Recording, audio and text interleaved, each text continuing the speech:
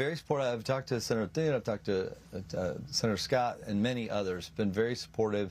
They are planning on spending money here, is my understanding. I don't control that. We can't necessarily coordinate with them. So I'm optimistic that they'll come in soon, because as we're raising money, we're working our way back into October, which is where we can spend money, and we're trying to work our way back to September. But we need help now, because James Talarico has been spending $3 or $4 million a week on TV for the last month.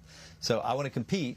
I want to be able to tell people exactly what he believes, because I am convinced when Texas know those issues and know what he actually believes, he will not be elected in the state of Texas.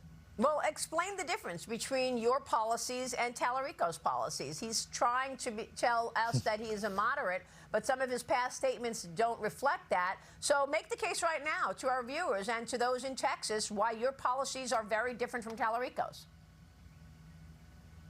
Sure.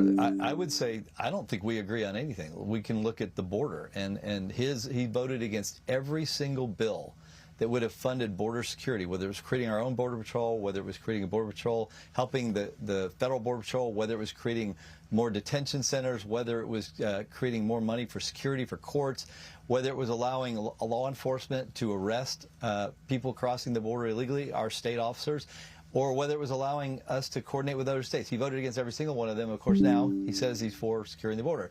It just betrays everything he stood for. He's voted for higher taxes. He voted for a state income tax, a death tax. He criticized Trump's cut on tips, wages, overtime wages, Social Security, and the child tax credit as being fundamentally immoral. So this is a guy that does not hold Texas views. He's fighting the cattle. He's running a vegan campaign. This is a cattle state. He says that you can't be a Christian and support the oil and gas industry, which employs 500,000 people and indirectly 2.8 million people. So there is not a single issue that he and I agree on, or that I think most of Texans would agree, including the transgender issue, which he has pushed over and over and fought for boys and girls sports, calling it a right-wing conspiracy that we would even oppose it.